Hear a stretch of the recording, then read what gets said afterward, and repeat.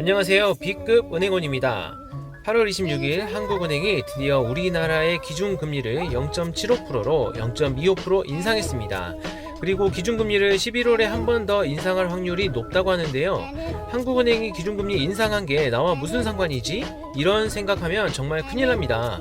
금리는 우리 삶과 굉장히 밀접해요.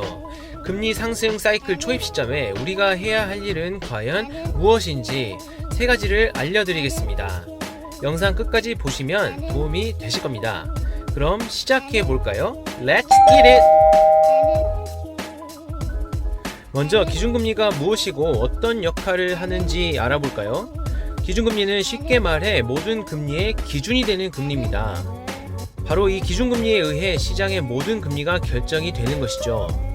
한국은행은 이 기준금리로 시중에 돌아다니는 돈의 양인 통화량을 조절합니다. 금리가 낮으면 통화량이 많아지고 물가가 오르고 부동산과 주식 가격이 많이 올라서 거품이 커지게 됩니다. 한국의 현재 상황이 이런 것이죠. 이럴 때 한국은행은 과열된 경기를 진정시키기 위해서 기준금리를 인상합니다. 그러면 이에 따라 시장금리도 오르고 대출금리도 오르면서 이자 부담이 높아지고 결국 대출이 줄어들고 돈이 덜 돌면서 물가가 잡히고 주가와 부동산 가격이 안정되는 상황이 펼쳐지게 됩니다.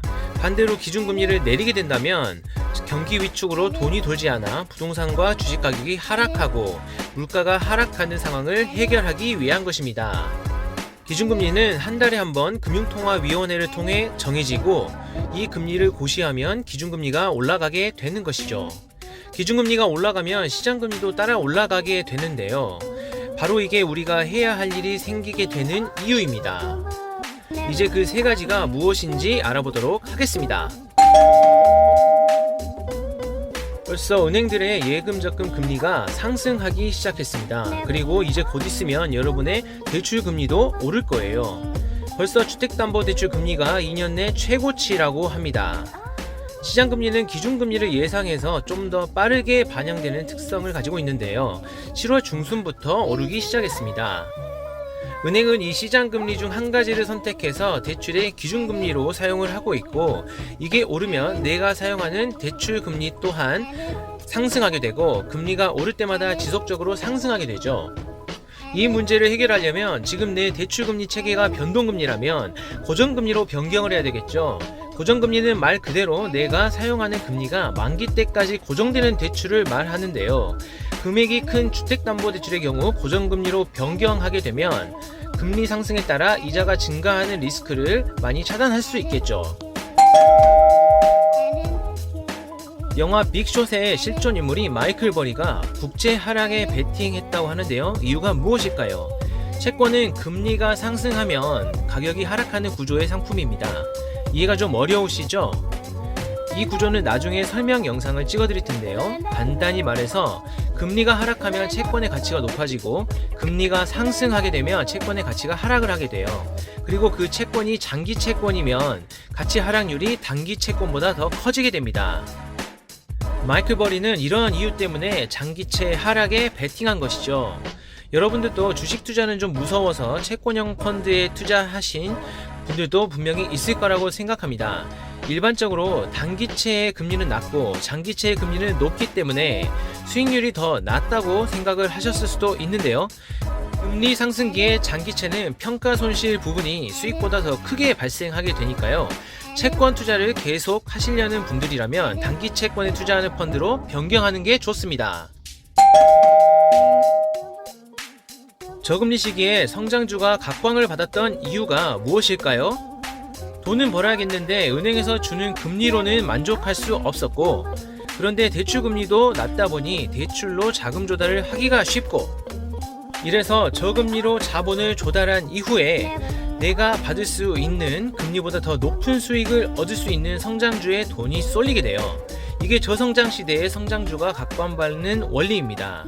그런데 금리가 높아지게 되면 사람들 마음이 갑자기 바뀌기 시작해요. 예금만 해도 5%를 주는데 5%를 벌려고 내가 왜 위험자산에 투자해야 해?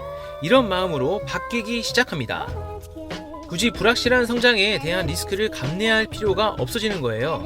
이래서 성장주의 상승 탄력은 둔화되고 대신 안정적이면서 꾸준히 수익을 안겨주는 회사들이 각광을 받기 시작합니다.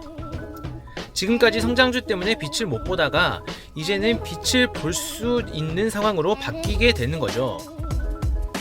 특히 은행주 같은 경우에는 금리가 올라가게 되면 은행의 수익이 늘어나는 것이 거의 확실하기 때문에 주가 하락 리스크는 있을 거라고 보기 어렵고 수익이 늘 테니 배당도 더 많이 해줄 수 있을 것이고요. 예금 금리보다 배당 수익률이 더 높기 때문에 은행주 같은 경우 사랑을 받을 시기가 오고 있는 것이죠.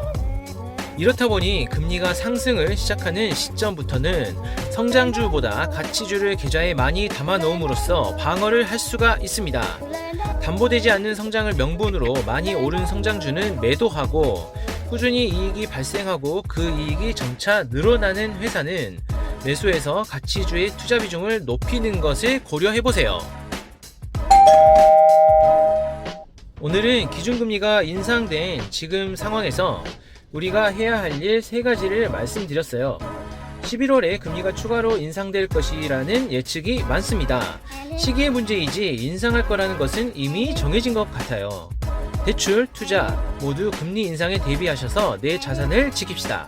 오늘 영상은 여기까지고요. 관련 내용으로 궁금사항이 있으시다면 댓글로 남겨주시면 궁금증을 풀어드리겠습니다. 영상이 도움이 되셨다면 구독, 좋아요, 알림 설정 부탁드리고요. 영상 제작에 큰 도움이 됩니다. 감사합니다.